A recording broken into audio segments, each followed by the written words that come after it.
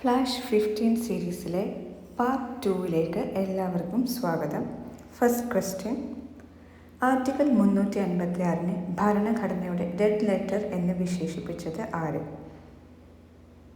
Doctor BR Ambedkar.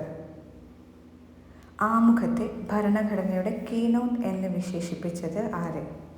Sir Ernest Barker. Indian ഭരണഘടനയുടെ ഹൃദയവും ആത്മാവും എന്ന് ഡോക്ടർ BR അംബേദ്കർ വിശേഷിപ്പിച്ചത് ആർട്ടിക്കിൾ 32. മൗലിക കർത്തവ്യങ്ങൾ ഇന്ത്യ സ്വീകരിച്ചത് സോവിയറ്റ് യൂണിയനിൽ നിന്ന്. അടിയന്തരാവസ്ഥ എന്ന സംവിധാനം ഏതു രാജ്യത്തിൻ്റെ ഭരണഘടനയിൽ നിന്നാണ് ഇന്ത്യ സ്വീകരിച്ചത്? ജർമ്മൻ ഭരണഘടന. ഇന്ത്യൻ ഭരണഘടനയിൽ വിദ്യാഭ്യാസം എന്ന വിഷയം ഉൾപ്പെടുന്ന ലിസ്റ്റ് ഏത്? Concurrent list. മൗലിക അവകാശങ്ങളുടെ ശില്പി എന്നറിയപ്പെടുന്നത്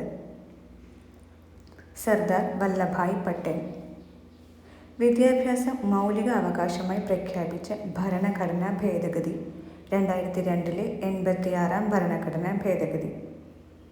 മൗലിക അവകാശങ്ങൾ സംരക്ഷിക്കുന്നതിനായി കോടതികൾ പുറപ്പെടുവിക്കുന്ന പ്രത്യേക ഉത്തരവുകൾ.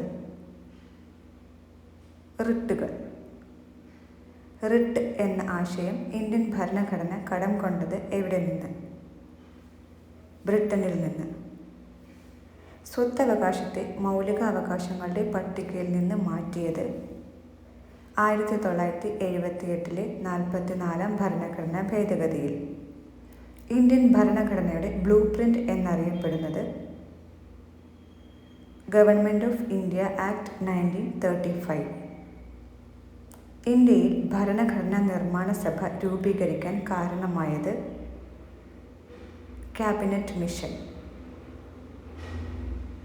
ഭരണഘടനാ നിർമ്മാണ സഭയുടെ സ്ഥിരം അധ്യക്ഷൻ ഡോക്ടർ രാജേന്ദ്ര പ്രസാദ്. ബാലവേല നിരോധനത്തെക്കുറിച്ച് പ്രതിപാദിക്കുന്ന ഭരണഘടനാ അനുച്ഛേദം ആർട്ടിക്കിൾ 24. Thank you.